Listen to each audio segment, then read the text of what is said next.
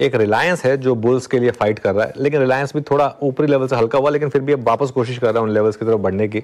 तो रिलायंस ने अच्छी शानदार तेजी दिखाई, करीब 3%। हाँ, अगर रिलायंस ना होता तो आज मार्केट ने शायद उन लोज को तोड़ दिया होता। तो thank God for Reliance, for the bulls.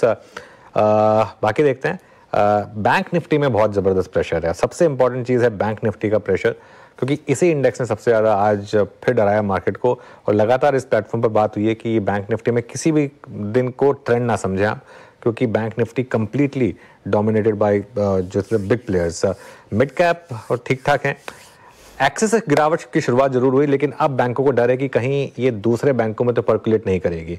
खासतौर से जिस तरीके से आईसीआईसीआई बैंक पर आज प्रेशर हुआ, एचडीएफसी बैंक, कोटक, सभी के सभी बैंकों में ये एक डर है, क्योंकि इंक्रीमेंटल वीकनेस बैंक निफ्टी में एक्सिस की वजह से नहीं आई, बाकी बैंकों की वजह से आई है। थोड़ी मिड कैप में आउट परफॉर्मेंस है, लेकिन देखते हैं वो कब तक टिकेगी। Viru Shreya, good afternoon. Good afternoon sir. बिल्कुल, आज लगातार 3 दिन की रौनक पर ब्रेक लग गया है बाजार में। इनफैक्ट बैंक निफ्टी पे ज़्यादा पेन देखने को मिल रहा है। आप जैसा कि कह रहे थे, कोटक, आईसीआईसीआई, एचडीएफसी बैंक जैसे हैवी वेट आज ड्रैग कर रहे हैं बाजार को। लेकिन सर, सवाल ये कि क्या ट्रेंड वापस घूम गया है और अब क्या लग रहा है बाजार में, शॉर्ट करना चाहिए?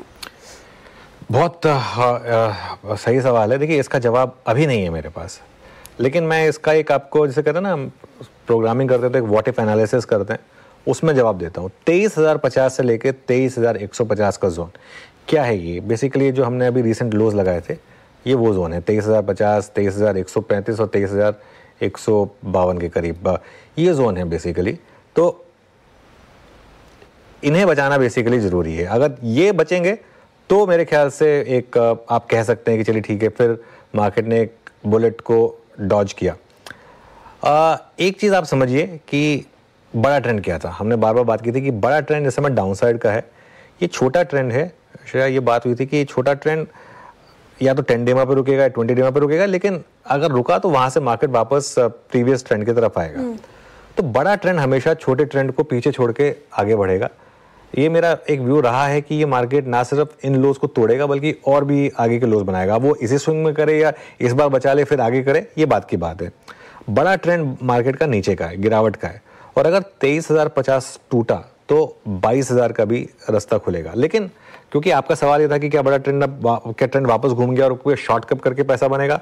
आज इंटरडे में शॉर्ट करके पैसा जरूर बना है, लेकिन अगेन दिक्कत क्या है, ये जो जोन है 23,050 से 23,300 के बीच का जोन, जो पिछली बार भी हमारी बात हुई थी कि ये जोन शॉर्ट वाला नहीं है। या तो आपको 23,350 पे शॉर्ट करने को मौका मिलता है, या फिर आप 23,050 को ब्रेक कर दें तब शॉर्ट करने का मौका मिलता है। अभी ये नो ट्रेड जोन है, लेकिन एक बार फिर रिपीट कर रहा हूँ, 23,050 से 23,150 का जो जोन है, ये जोन इंपॉर्टेंट है। इसको बेसिकली आपको बचाना होगा। सबसे इंपॉर्टेंट ये है वो जो सबसे इंपॉर्टेंट चीज़ है।